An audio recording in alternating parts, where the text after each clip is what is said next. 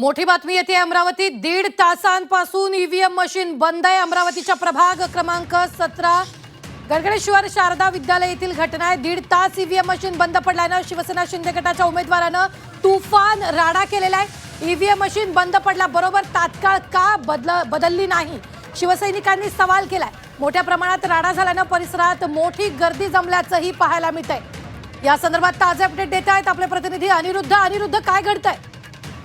नक्कीच आता जर पाहिलं तर अमरावतीच्या प्रभाग क्रमांक 17 मध्ये गडगडेश्वर परिसरामध्ये जो आहे तो हा मोठ्या प्रमाणात राडा झालेला आहे आणि यामध्ये जर पाहिलं तर शिवसैनिक जे आहे ते मोठ्या प्रमाणात आक्रमक झालेले आहे। गेल्या 1.5 तासापासून जी आहे ती ही मशीन बंद आहे आणि 1.5 तासापासून मशीन बंद असल्यामुळं मतदार जे आहे ते मोठ्या प्रमाणात खोळंबलेले आहे। 1.5 तासापासून मशीन बंद असूनही ही मशीन का बदलवली गेली नाही असा सवाल शिवसैनिक जे आहे ते सध्या करतात। त्यामुळे मोठ्या प्रमाणात हा राडा सुरू आहे। सध्या जर पाहिलं तर सध्या पोलिसांच्या मदतीने हा राडा शमवण्याचा प्रयत्न करण्यात आलेला आहे आणि शिवसैनिकांना जे आहे ते बाहेर काढलेला आहे। त्यामुळे सध्या या संपूर्ण परिसरामध्ये जर पाहिलं तर शांततेचं वातावरण सध्या पाहायला मिळते।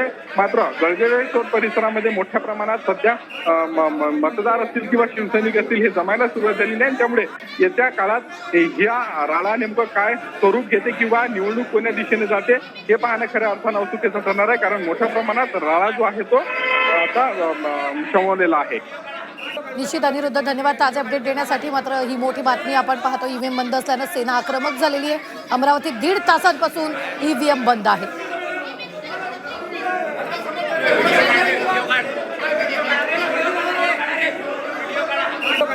व्हिडिओ काढू दे.